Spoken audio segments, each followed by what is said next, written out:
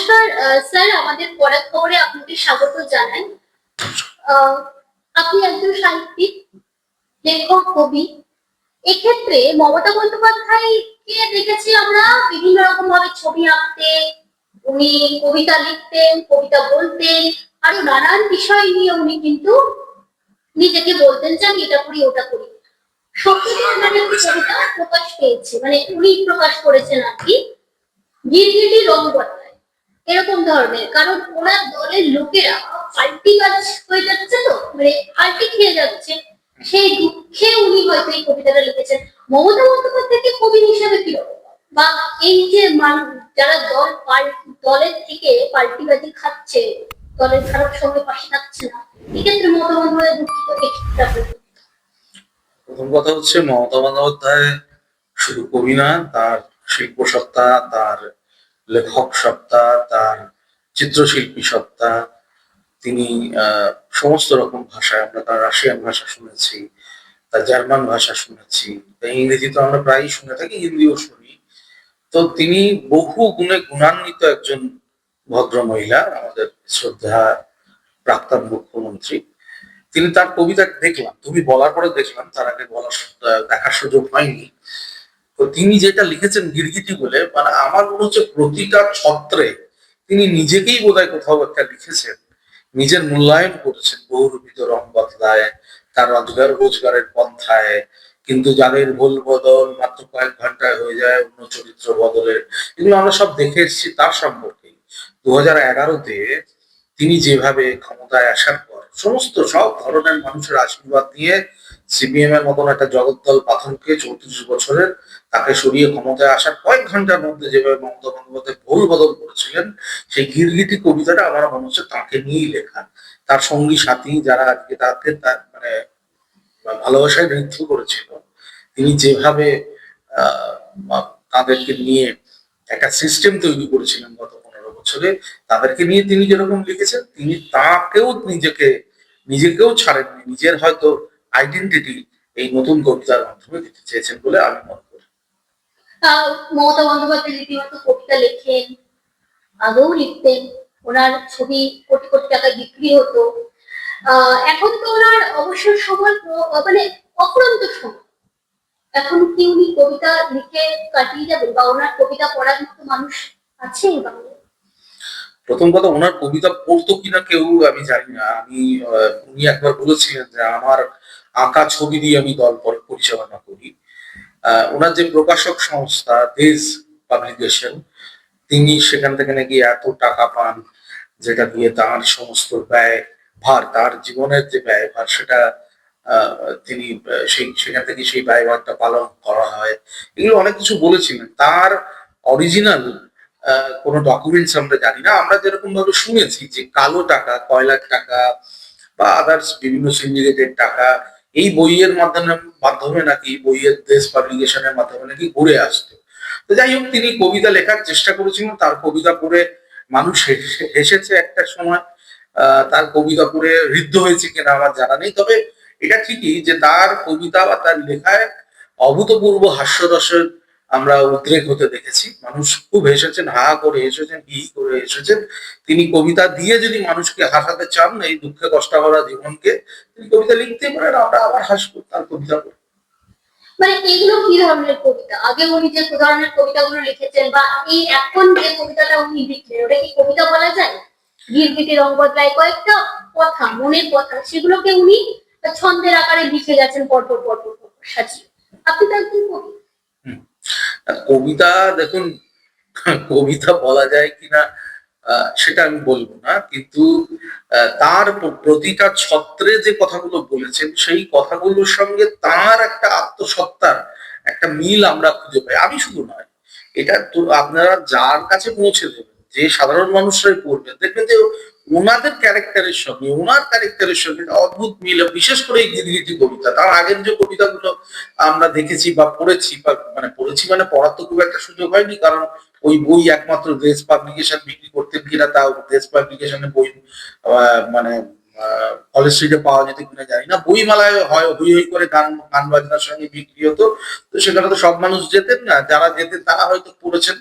কিন্তু পড়ার পর যে কটা অংশ বিশেষ আমরা পেয়েছি তাতে আমার হাসি ছাড়া কিছু মনে হয়নি। সেখানে কাব্য ভাবনা বা সাহিত্য ভাবনা বা কবি ভাবনা সেটা কিরকম ছিল সেটার আমার কাছে কোনো স্পষ্ট ধারণা নেই। বিশেষ করে তার লেখার সঙ্গে কবি সত্তা কোনোভাবেই মিলে যায় না। তার লেখার সঙ্গে যে কাব্য যেটাকে বলে, কাব্যের যে স্পেশালিটি থাকে, কাব্যের যে আত্মচেতনা থাকে, কাব্যের যে সমাজ চেতনা থাকে, সেগুলো তো আমি অন্তত তার ভাষার মধ্যে অন্তত খুঁজে পাইনি বলে এটা স্পষ্ট করে আমি বলতে পারি। একসময় সুবোধ সরকার তিনি কিন্তু বলেছিলেন যে মমতা বন্দ্যোপাধ্যায় অনেক উঁচু মানের লেখিকা, কবি।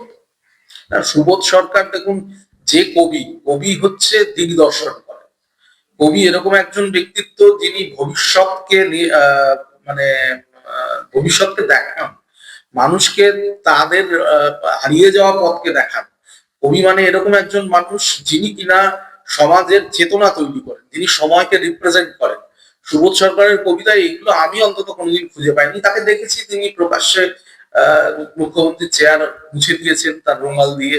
তো যারা, যে কবি মুখ্যমন্ত্রী বা শাসকের টেবিল বা চেয়ার মুছে দেয়, তার মধ্যে কোনো কবি ভাবনা, কোনো সত্যিকারের সাহিত্য ভাবনা থাকতে পারে বলে আমি তো বিশ্বাস করি না। তো তারা বলবেনই। তারা আজকে একটা সময় এই সুবোধ সরকারকে আমরা দেখেছি বুদ্ধদেব ভট্টাচার্যের পাশাপাশি ঘুরঘুর করতে। পরবর্তীকালে তিনি মমতা বন্দ্যোপাধ্যায়কে আশ্রয় করেছেন একদম নিজের ধান্দায়। এবং যেভাবে এই সুবোধ সরকার বাংলা কবিতাকে অসুস্থ করেছেন, বাংলা কবিতার যে ব্যবস্থা, যে মানে কবিতা মেলা থেকে আরম্ভ করে বাংলা একাডেমির মধ্যে যতটুকুনি তাদের বিচরণ ছিল, সেই ব্যবস্থাটাকে যেভাবে অসুস্থ করেছেন, আমরা প্রতিনিয়ত প্রতি সময় তার খবর আমার মোবাইলে আসছে। অসংখ্য মানুষ তাদের বিরুদ্ধে অভিযোগ করেছেন। তো সেইভাবে মানে সেই ধরনের সুবোধ সরকার বা আবুল বাশার, তিনি বললেন যে মমতা বন্দ্যোপাধ্যায়ের মতন নাকি কোনোদিন ফিরে আসবেন না, কোনোদিন নাকি, আমরাও বলছি ফিরে আসার দরকারও নেই। এই ধরনের মানুষ যিনি পশ্চিমবঙ্গকে 15 বছরে শেষ করে দিয়েছেন, 15 বছর ক্রমানুসারে নিচে নামিয়েছেন, তার আর ফিরে আসার আমরা এক্সপেকটেশনও করি না। আবুল বাশাররা করতে পারেন, সুবোধ সরকাররা করতে পারে, ইন্দোনেশিয়ানরা করতে পারেন, যারা এই পদলেহন করে তাদের জীবনকে আরো হৃষ্টপুষ্ট করেছেন, যেভাবে মানুষের উপর অত্যাচার করেছে, তারা আশা করতে পারেন যে এই মানুষ আবার ফিরে আসবেন। আমরা আশাও করি না, এবং বাংলার সাধারণ মানুষ চায়ও না যে এইসব মানুষরা ফিরে আসুন বাংলার জীবন। ঠিক এই প্রসঙ্গে কুণাল ঘোষ এবং প্রমুখরা যেটা বলছেন যে হ্যাঁ, মমতা বন্দ্যোপাধ্যায়কে ওনারা প্রধানমন্ত্রী রূপেও দেখতে চাইছেন এবং বাংলার মুখ্যমন্ত্রী হিসেবেও কিন্তু ফিরিয়ে আনতে চাইছেন। মানুষ কি চেয়েছেন সেটা তো স্পষ্ট, মানুষের ম্যান্ডেট স্পষ্ট। 208টা সিট এখনো অব্দি ভারতীয় জনতা পার্টি জিততে পেরেছে। আমি শুধু জিততে পারার কথা বলবো না, তারপরে মানুষের যে আচরণ, সাধারণ মানুষ যেভাবে তৃণমূলের নেতাদের দরজায় যাচ্ছে, যেভাবে তারা বলছে তারা আইনের শাসন যে প্রতিষ্ঠা করতে বিজেপিকে ভোট দিয়েছেন, এবং যেভাবে যারা মূল দোষী, তাদের বিরুদ্ধে যারা অত্যাচার চালিয়েছে তাদেরকে দোষী সাব্যস্ত করে যেভাবে আদালতের দরজায় যাচ্ছেন, যেভাবে পুলিশের দরজায় যাচ্ছেন, তাতেই তাদের জনপ্রিয়তা বোঝা গেছে। যে দল আজকের দিনে প্রায় টুকরো হওয়ার জায়গায় রয়েছে এই মুহূর্তে পশ্চিমবঙ্গে, সে আবার কিভাবে প্রধানমন্ত্রী হওয়ার কথা ভাবে, সেই দলের যিনি প্রধান কিভাবে প্রধানমন্ত্রী হওয়ার কথা ভাবেন। কুণাল ঘোষরা এইভাবেই সারা জীবন পদলেহন করে রাজনীতি করার চেষ্টা করেছেন। সেই রাজনীতির ফল আমরা পরিষ্কারভাবে দেখতে পেয়েছি এই নির্বাচনের ফলে। দাদা, আরেকটা জিনিস আমরা দেখতে পাচ্ছি কিন্তু এই যে অন্নপূর্ণা ভান্ডার, যে অন্নপূর্ণা ভান্ডারের ওপর রীতিমতো এক প্রকার ভর করে এই সরকার পরিবর্তন হলো বা 3000 টাকা দিয়ে দেবো বলে যে প্রতিশ্রুতিটা দিয়েছিলেন, সেখানে দেখা যাচ্ছে যে এখন অন্নপূর্ণা ভান্ডার 12 পাতা 13 পাতা ফর্ম ফিল আপ করতে হবে। বিভিন্ন বাড়ির সব নথি, বাড়ির সব সেই সব বিষয়ে আর কি, সব বিষয় কিন্তু ওখানে সেখানে লিখতে হবে এবং বিশাল একটা ব্যাপার, যেটা সবাই কিন্তু ভালো চোখে দেখছে না।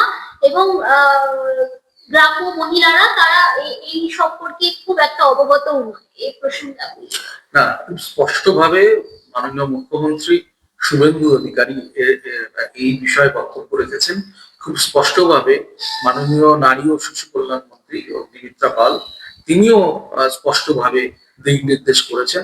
একটা দেখুন, 30 লক্ষ ভুয়ো নাম এই যে এর আগে যে লক্ষ্মীর ভান্ডার তার সঙ্গে ছিল, এই ভুয়ো নামগুলো তো আমরা রাখতে পারি না। আমরা পরিষ্কার ভাবে বলেছিলাম, ভোটের আগেও বলেছিলাম, যে যারা লক্ষ্মীর ভান্ডার পেতেন, যারা অরিজিনালি লক্ষ্মীর ভান্ডার পাওয়ার কথা, তারাই এই লক্ষ্মীর ভান্ডারের পরবর্তীতে অন্নপূর্ণা ভান্ডার পাবে।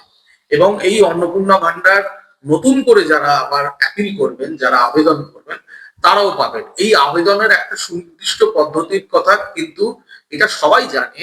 আজকের দিনে ধরুন যেভাবে মানে লক্ষ্মীর ভান্ডার দেওয়া হয়েছিল, আপনারা দেখেছেন যে মুসলিম পুরুষ সে বোরখা পরে লক্ষ্মীর ভান্ডার হজম করেছে দীর্ঘদিন ধরে, গত 15 বছর ধরে, যতদিন ধরে লক্ষ্মীর ভান্ডার শুরু হয়েছে। এই জিনিসটা হতেই তো পারে না। যার দেখা গেছে দুটো গাড়ি আছে, যার হয়তো 5 তলা বাড়ি বা 4 তলা বাড়ি, তিনিও লক্ষ্মীর ভান্ডার পেয়েছেন। যিনি ইনকাম ট্যাক্স রিটার্ন দেন হয়তো কয়েক লক্ষ টাকা বছরে, তিনিও লক্ষ্মীর ভান্ডার পেয়েছেন। এটা তো লক্ষ্মীর ভান্ডার পাওয়ার একটা ক্রেডেন্সিয়াল হতে পারে না। লক্ষ্মীর ভান্ডার পাওয়ার যোগ্যতা কাদের জন্য লক্ষ্মীর ভান্ডার, সেই সম্পর্কে কিন্তু সুস্পষ্ট একটা গাইডলাইন আমাদের সরকার তৈরি করার চেষ্টা করছে। যাদের ক্ষেত্রে ওই টাকাটা 3,000 টাকা প্রয়োজন, তারাই কিন্তু এই অন্নপূর্ণা ভান্ডার পাবেন। কোনো বিদেশি মানুষ, কোনো যারা এলিজিবল নয় এরকম মানুষ, অথবা কোনো পুরুষ মানুষ এই অন্নপূর্ণা ভান্ডার পাবে না। তার জন্য এই 12 পৃষ্ঠার ফর্ম, এবং সেটা ফিল আপ করা অত্যন্ত সহজ। 12 পৃষ্ঠার মধ্যে বেশ কিছু পার্সোনাল ইনফরমেশন, যেগুলো যে সরকার এই অনুদান দিচ্ছে তাদের পাওয়ার সেই অধিকার আছে। এবং বাদবাকিটা বেশিরভাগ পৃষ্ঠায় টিক দিয়ে ফর্মটা ফিল আপ করতে হবে। আমার মনে হয় না এটা নিয়ে কোনো কনফিউশন সৃষ্টি হয়েছে বা হবে। এবং নিশ্চিতভাবে আপনারা মানুষকে বলতে পারেন যে এই অন্নপূর্ণা ভান্ডার যারা এলিজিবল, যারা সত্যিকারের যোগ্য, যারা ভারতবর্ষের আসল নাগরিক, তারা নিশ্চিতভাবে পাবেন। এতে কোনো সমস্যার সৃষ্টি হবে না। এই মুহূর্তে সবচেয়ে বড় ব্রেকিং নিউজ যেটা দেখা যাচ্ছে যে সোনারপুরে ভাইপো অভিষেক বন্দ্যোপাধ্যায় গিয়েছিলেন, সেখানে কিন্তু রীতিমতো বিক্ষুব্ধ জনতা তার উপর তার জামা ছিঁড়েছে, তাকে মারধরেও চেষ্টা করেছে এবং রীতিমতো ডিম ছুঁড়ে মেরেছে। মানে এই যে জনতার রোষ, এতদিন জনতা সেটা পারতো না। দেখুন, আমি স্পষ্টভাবে বলতে পারি, আমরা ব্যক্তিগতভাবে কাউকে কারোর উপর দৈহিক আক্রমণকে সমর্থন করি না। কিন্তু যে ধরনের যে বক্তব্য, আপনি যদি মনে করে দেখেন যে কিছুদিন আগে ভোটের সময়কালীন অভিষেক বন্দ্যোপাধ্যায় প্রচারে গিয়ে গাড়ির উপর উঠে যে ধরনের ভাষা প্রয়োগ করেছিলেন, যেভাবে বলেছিলেন যে 4 তারিখে নির্বাচনের রেজাল্ট বেরোনোর পর প্রত্যেকের বাড়ি কিভাবে আস্ত থাকে দেখবো, যে ধরনের মানুষকে উত্তেজিত করে, যে ধরনের কর্মীদেরকে প্রভোগ করে যে সমস্ত বক্তব্য রেখেছিলেন, যা যা করেছে গত 15 বছরে এই তৃণমূল কংগ্রেস অভিষেকের নেতৃত্বে যা যা করেছে, এই প্রত্যেকের ফল কিন্তু তারা আজকে হাতে নাতে পাচ্ছে। আমরা অবশ্যই দৈহিক আক্রমণকে সমর্থন করি না, কারোর উপরই দৈহিক আক্রমণ করা উচিত না। আমরা মনে করি যে সম্পূর্ণভাবে এদের উপর যে সমস্ত অভিযোগগুলো হয়েছে, সেই অভিযোগ অনুযায়ী পুলিশের কাছে অ্যাপিল করা উচিত। আমরা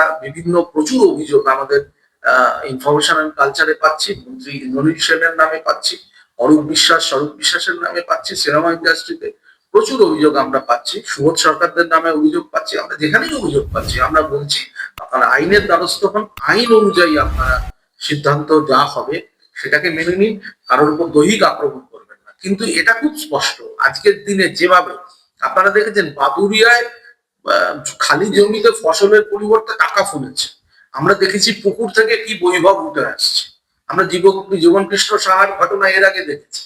মানুষের ক্ষোভ, এ তো মানুষকে ঠকিয়ে এই টাকা আজকে তারা রোজগার করেছেন। এই মানুষের ক্ষোভকে আপনি আড়াল করবেন কিভাবে?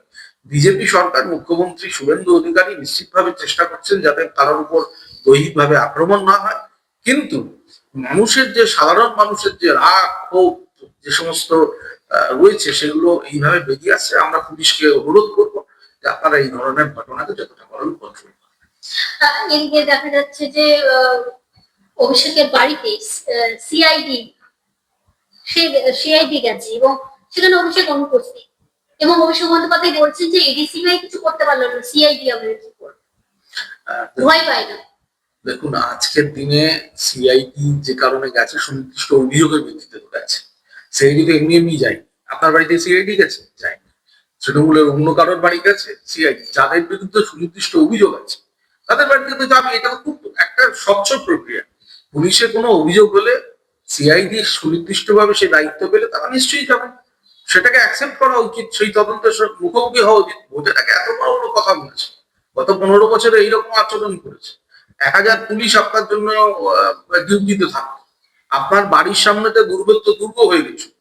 আমরা আমেরিকা সেন্টারে, আমেরিকা যেটা ভিসা সেন্টার, সেখানে আক্রমণের পর দেখেছিলাম যে বজ্রগুলো একটা গাড়ি দাঁড়িয়ে থাকতো পুরো লোহার চাদর দিয়ে ঘেরা।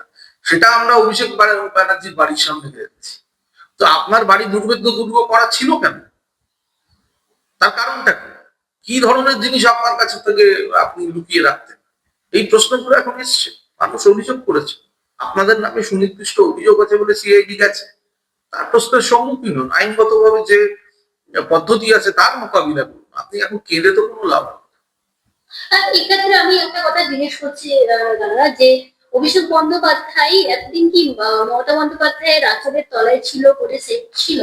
উনি তো সেভাবে কোনো রাজনৈতিক মানে লড়াই করেননি। রাজনীতিতে আসার যে একটা লড়াই করে আসতে হয় বা মাটির থেকে উঠে আসতে হয়, সেরকম তো অভিষেক বন্দ্যোপাধ্যায় সেরকম কোনো কাহিনী। দেখুন, মমতা বন্দ্যোপাধ্যায় আর অভিষেক বন্দ্যোপাধ্যায় একই নাম। এই নামটার আলাদা কিছু নেই। মমতা বন্দ্যোপাধ্যায় আঁচলের তলায় বা অভিষেক বন্দ্যোপাধ্যায় একসঙ্গে, তারা তো একসঙ্গেই ছিলেন। এই এই এই এই পুরো ব্যবস্থাটাই অভিষেক বন্দ্যোপাধ্যায় এবং মমতা বন্দ্যোপাধ্যায় একসঙ্গে চালিয়েছে। এবং তিনি কোনোদিন, তিনি এই যে আমাদের এখনকার যে মুখ্যমন্ত্রী মাননীয় শুভেন্দু অধিকারী বলেন না যে হেলিকপ্টার করে এসে বা লিফটে করে এসে যে ক্ষমতা দখল করেছে, সেই ক্ষমতার মর্ম তারা তো বুঝবে না। আজকের দিনে অভিষেক বন্দ্যোপাধ্যায়, ঠিক আছে তিনি বয়সে ছোট ছিলেন, কিন্তু কোন রাজনৈতিক কর্মসূচি সেইভাবে পালন করতে তাকে দেখা যায়। কোন রাজনৈতিক আন্দোলন তিনি জীবনে করেন। হঠাৎ করে এত বড় একটা চেয়ারে বসে পড়েছেন যেখান থেকে সমস্ত সিনিয়র পলিটিশিয়ানদের তিনি নিয়ন্ত্রণ করতেন, যেখান থেকে সমস্ত সিনিয়র আইপিএসদের তিনি নিয়ন্ত্রণ করতেন। তো স্বাভাবিকভাবেই তার পক্ষে ভুল করাটা খুব অস্বাভাবিক ছিল না। তিনি ক্রমশ বিভিন্ন দুর্নীতির মধ্যে জড়িয়ে পড়েছেন বলে আমরা শুনতে পেয়েছি, আমরা দেখতে পেয়েছি, আমরা জানতে পেরেছি। তো সেই জায়গা থেকে তিনি যেহেতু রাজনৈতিক চর্চা না করে ক্ষমতার কেন্দ্রবিন্দুতে ছিলেন, অতএব তার পতন অনিবার্য ছিল, আর সেটাই মানুষ করে রেখেছে। অন্যদিকে আমরা দেখতে পাচ্ছি যে বিভিন্ন যে সীমান্তবর্তী এলাকা, সেখান থেকে বাংলাদেশি যারা, তারা কিন্তু বাংলাদেশে আবার ফিরে যাচ্ছে এবং তারা কোট আনকোট এই কথাটা বলে যাচ্ছে যে মমতা সরকার ছিল বলেই আমরা এখানে ছিলাম, এই সরকার এসেছে বলে আমাদেরকে চলে যেতে হচ্ছে, কারণ এই সরকারের খুব নিয়ম কানুন, এই এত নিয়ম কানুন আমরা করতে পারবো না, মানতে পারবো না, বা আমাদের সেরকম ডকুমেন্টস নেই। আবার যদি কখনো মমতা সরকার ফিরে আসে, আমরা আবার ফিরে আসবো। এটা তো খুব স্বাভাবিক প্রক্রিয়া। যারা বিদেশি মানুষ, যারা এই ভারতবর্ষের নাগরিক নন, তাদেরকে তাদের নির্দিষ্ট দেশে তো ফেরত যেতেই হবে। শুধু বাংলাদেশ কেন, পাকিস্তানের অনেক নাগরিক এখানে ঢুকিয়েছে। কিন্তু আমরা আমরা এটা জানতে পারি বলার সাহসটা কি করে, কোথা থেকে পাই যে আমরা মমতা সরকার হলে আবার ফিরে আসবো? না, সেটাই তো মমতা বন্দ্যোপাধ্যায় এদেরকে প্রবোধ দিয়েছে। মমতা বন্দ্যোপাধ্যায় এদেরকে উস্কে দিয়েছে।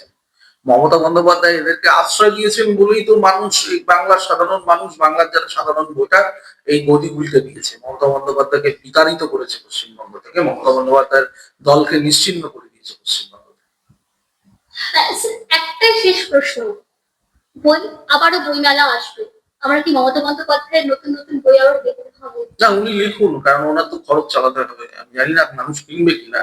আশা করবো মমতা বন্দ্যোপাধ্যায় আমাদেরকে হাস্যরসে সিক্ত করে রাখবার জন্য আরো কিছু বই লিখবেন। তার প্রতি আমার শুভেচ্ছা রইল। তিনি সুস্থ থাকুন, ভালো থাকুন, এবং এই গভর্নমেন্টের যে সিস্টেম আছে সেই সিস্টেমটাকে পালন করে চলুন। আর এইরকম চলবে না যে ভারতবর্ষের বাইরে থেকে থাকা একটা দেশ হিসেবে তিনি পশ্চিমবঙ্গকে যেভাবে প্রতিষ্ঠিত করবার চেষ্টা করেছিলেন, পশ্চিমবঙ্গকে আলাদা করার চেষ্টা করেছিলেন, সেই জিনিস আর চলবে না। আপনি লেখা সাহিত্য নিয়ে থাকুন। আপনার দীর্ঘ সুস্বাস্থ্যের আমাদের অভিনন্দন। অসংখ্য ধন্যবাদ আমাদের কড়া খবরের সময় দেওয়ার জন্য।